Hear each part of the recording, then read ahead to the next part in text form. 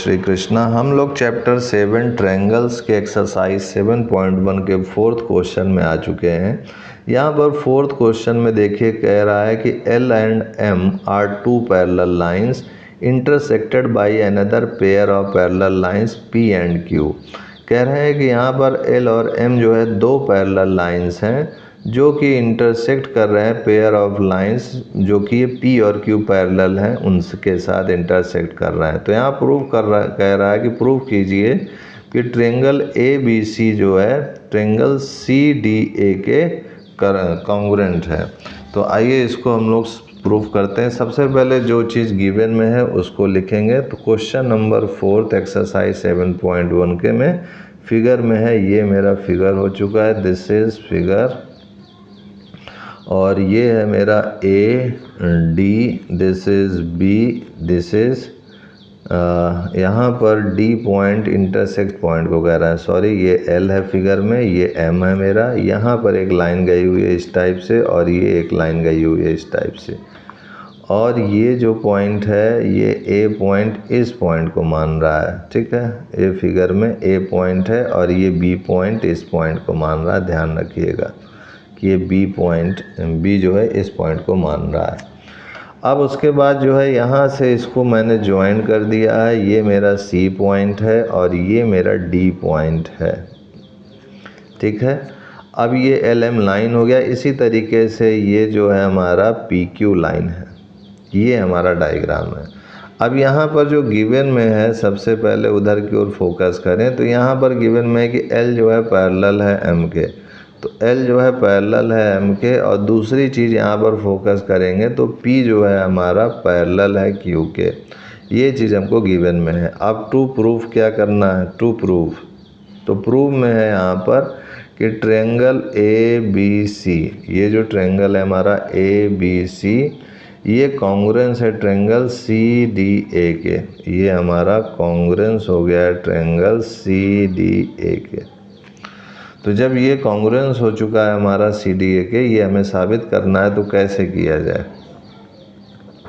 तो इसको साबित करने के लिए सबसे पहले ये जो गिवन में है इधर ध्यान देंगे। तो यहाँ पर गिवन में जो है कि L पैरेलल है M के, और देखा जाए तो L अगर पैरेलल है M के, और इसको थोड़ा सा आपको समझाने के लिए मैं इसको थोड़ा सा प्रोड्यूस कर दूँ, तो ये AC एक ट्रांसवर्सल की तरह काम कर रहा है, और AC ट्रांसवर्सल की तरह काम कर रहा है, और L जो है पैरेलल है M के। तो ये वाला जो एंगल है वो इस एंगल के इक्वल होगा अल्टरनेट इंटीरियर एंगल से।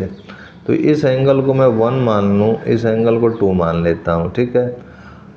ये हो गया पहला पॉइंट। दूसरा पॉइंट अगर देखें तो P जो है पैरेलल है Q के, और ये AC लाइन इसको भी इंटरसेक्ट कर रहा है, ट्रांसवर्सल लाइन इसको भी इंटरसेक्ट कर रहा है। तो यानी ये वाला जो एंगल है इस एंगल के इक्वल होगा अल्टरनेट इंटीरियर एंगल से। तो इसको मैं 3 मान लेता हूँ और इसको मैं 4 मान लेता हूँ।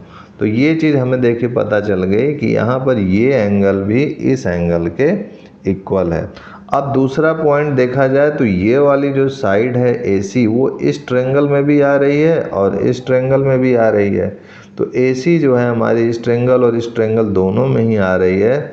तो ये ASA से, और यहाँ से भी देखा जाए तो ASA से ये जो है कॉन्ग्रुएंस प्रूव हो रहा है। तो यहाँ पर अब लिखेंगे कैसे, ये तो समझ में आपको आ गया होगा। तो यहाँ लिखेंगे in triangle ABC and triangle CDA, ठीक है। ABC ट्रायंगल में और CDA ट्रायंगल में क्या है हमारा कि जो एंगल 3 है वो एंगल 4 के इक्वल है। तो यहाँ पर सबसे पहले लिख दिया एंगल 3 इक्वल टू एंगल 4। कैसे लिखेंगे यहाँ पर, अल्टरनेट इंटीरियर एंगल से। क्यों, क्योंकि ये जो है एंगल 3, ये जो है एंगल 3 इस वाले PQ लाइन, P और ये जो Q लाइन पैरेलल है, इस कारण से ये जो एंगल है अल्टरनेट इंटीरियर एंगल से इक्वल होते हैं। तो यहाँ लिखेंगे alternate interior angles are equal. उसी तरीके से आगे बढ़ेंगे जब हम लोग, तो यहाँ पर देख रहे हैं कि इसके बाद ये साइड पे आएंगे। तो ये साइड हमारा AC है, तो लिखेंगे AC equal to AC common, तो यहाँ लिखेंगे कॉमन साइड्स। ठीक है, जब ये कॉमन साइड लिख दिया फिर उसके बाद एंगल पे आएंगे। तो यहाँ पर अब एंगल जो है 1 बन रहा है, यहाँ पर एंगल 2। तो इस वाले ट्रेंगल में यानी ABC ट्रेंगल के जो भी चीज़ें हैं मैं इधर लिख रहा हूँ। तो यहाँ पर एंगल 2 आया इस बार, तो यहाँ एंगल 2, और ये एंगल 2 किसके इक्वल है, एंगल 1 के इक्वल है इस वाले ट्रेंगल में CDA के। तो this is equal to angle 1। ये भी किससे, अल्टरनेट इंटीरियर एंगल से आया है। ठीक है, तो जब ये एंगल 2 एंगल 1 के इक्वल आ गया तो ASA यहाँ पर रूल लग रहा है, एंगल साइड एंगल। तो यहाँ लिखेंगे triangle ABC congruent to triangle CDA by ASA। तो ASA से ये दोनों कॉन्ग्रुएंस हो गया। जब ASA से ये दोनों कॉन्ग्रुएंस हो चुका है तो यही तो हमें प्रूव करना था, इसके अलावा और कुछ तो प्रूव करना नहीं था। तो यही हमें प्रूव करना था, तो हेंस प्रूव्ड हो गया। तो ये चीज़ ध्यान रखिएगा कि जैसे हम लोगों का है कि ट्रेंगल, अगर 2 ट्रेंगल हैं तो कई क्राइटेरिया होते हैं ना कॉन्ग्रुएंस प्रूव करने के। तो यहाँ पर या तो SAS लगा दीजिए या फिर आप AAS लगा सकते हैं, या फिर ये वाला जैसे अभी आ गया ASA से ये प्रूव हो गया। तो कुछ मनमानी नहीं लगाना, जो क्राइटेरिया वैलिड है वही क्राइटेरिया से ही आप इनको कॉन्ग्रुएंस प्रूव कर सकते हैं। अपनी तरफ से कोई क्राइटेरिया उल्टा सीधा मत लगाइएगा, नहीं तो मार्क्स आपका कट जाएगा, मार्क्स मिलेगा नहीं। ठीक है, तो इसी के साथ हमारे ये 4th क्वेश्चन सॉल्व हो चुका है। नेक्स्ट क्वेश्चन हम लोग नेक्स्ट वीडियो में देखेंगे। आज के लिए इतना ही मित्रों भाइयों, तब तक के लिए जय गुरुदेव, जय Shri Krishna, and I will see you next time.